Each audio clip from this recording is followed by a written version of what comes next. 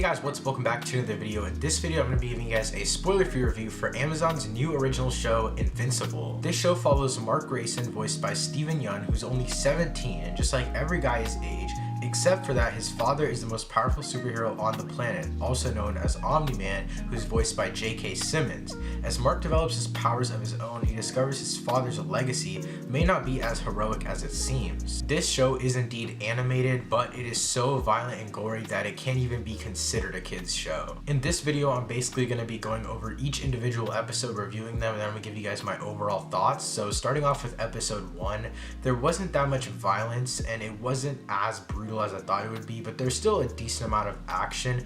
But it focuses more on world building, and I think that's super important for the initial episode of a series to do.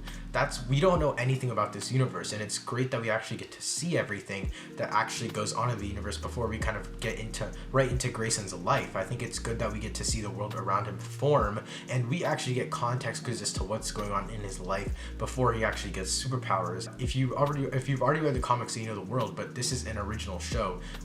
Most of the viewers don't really know the world around this entire show, so it's super cool that we get to see that, and the fact that they're building it so early on and not waiting until later on to give us context, I think that's great, and it made me actually think the show was watchable. I was actually excited to keep watching because I knew every single thing that was going on, and in this world building we got a lot of introductions to superheroes, so I thought it was super cool the way that they introduced us and hooked us onto each of these characters. We got a solid introduction of all of these heroes fighting together, and then as we kind of saw the episode moving on, we got to see each hero on their own and see what each hero did. We had a nice cool montage of everyone, and so I thought the way they overall introduced us to all these things, whether it was world building or the characters in general, in this first episode I thought they did a great job, and the ending of the first episode is something that I'll never forget in my life. It was probably the best part of the entire episode. I think honestly it was the best part of this entire show so far. It was so insane, and that's definitely the part that hooked me on to keep watching. It was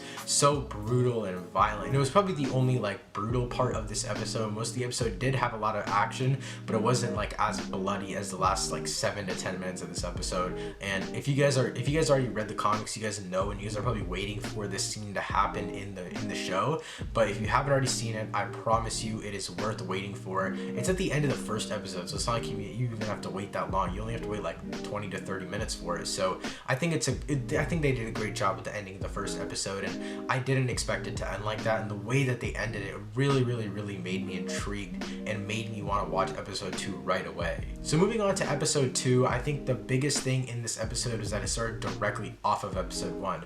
We didn't have time in between. We got the events the events that happened right at the end of episode 1 led directly into episode 2. There wasn't any time break, and I really like that because, and again, it feels like you're really in their world. It doesn't feel like you're skipping around time like a bystander. It feels like you're in the world itself, and again, there's even more world building in this episode. This is just the second episode, I think, out of what, like 8, and each of them are at least 40 minutes. So if we get all of the world building right now, we get all this stuff out of the way, we're gonna get so much action later on in this series, and I'm so excited to see what they can do after they've completed all the world building. And one of the biggest things we got introduced to in this episode was the GDA, also known as a Global Defense Agency, and I'm super excited to see their role in the rest of this show. We know that they're in big parts of the show because they're connected directly to Omni-Man, and I'm not going to give any spoilers away, so don't worry, but they're connected to him in a very important way. There's a lot of stuff that goes down behind the scenes at the GDA that a lot of the superheroes don't know about,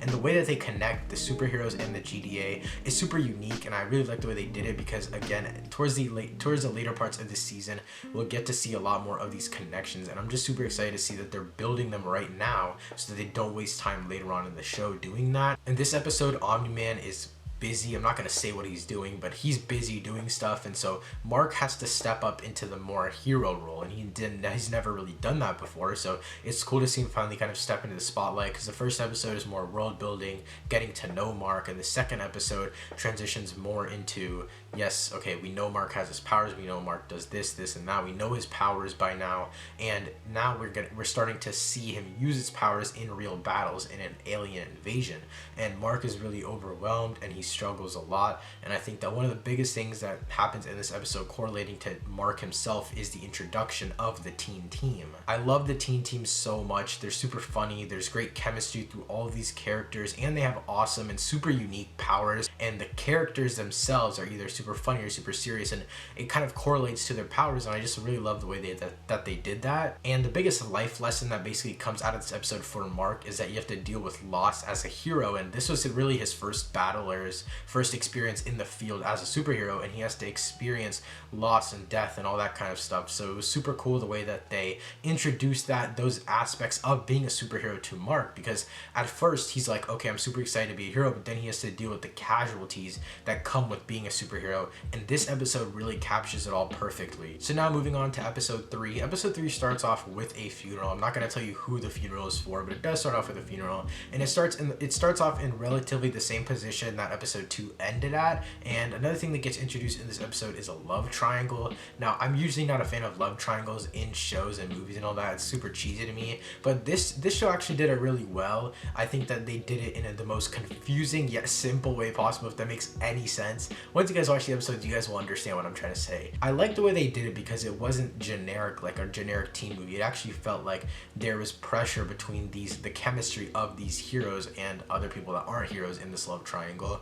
I thought it was just super cool the way that they introduced the love triangle as well. They kind of made it to where it wasn't forced and actually naturally happened, and there were separate events in episode 3 that created that love triangle and kind of got that all situated. And in this episode we get even more of Mark stepping into a superhero role. I feel like that's going to be every episode. We're just going to see him diving more and more deeper into that superhero role and fulfilling his duties to society and being someone that they can trust, and he has to put his other stuff in his personal life to the side. And we see him in this episode making those sacrifices and making those plays where he's like, okay, I'm gonna go do this really quick and I'll come back to you. And again, all of that incorporates into the love triangle once again. And then once again we get even more world building with new introductions of superheroes and a new superhero team that has to be formed and all that kind of stuff. Just overall, the world is being built, characters are being developed, and episode 3 does leave us on a cliffhanger for like 3 different plot lines as well. It leaves us on cliffhangers for Omni-Man's plot line, the GDA, as well as the love triangle. And overall, episode 3 was awesome. It was definitely the weakest out of the 3, but it was still an awesome episode nonetheless. And my overall thoughts for this episode is basically that I really thought the animation was phenomenal. The world building is great. The character development is great. The jokes and mystery are presented so well that they don't really coincide with each other, and when they do, they actually make sense, and everything's a lot more logical in this show. You would really expect an animated show like this to be more kid-friendly, but no, the violence is absolutely insane. It's so gory, and it's basically Amazon's other show, The Boys, but in animated form. And yeah guys, that's basically it for my review of episodes 1 through 3 for Amazon Prime's new original show, Invincible. Also, make sure you guys hit that subscribe button and turn notifications on so you don't miss whenever I upload a new video. Thank you guys so much for watching. I'll see you next time. Peace.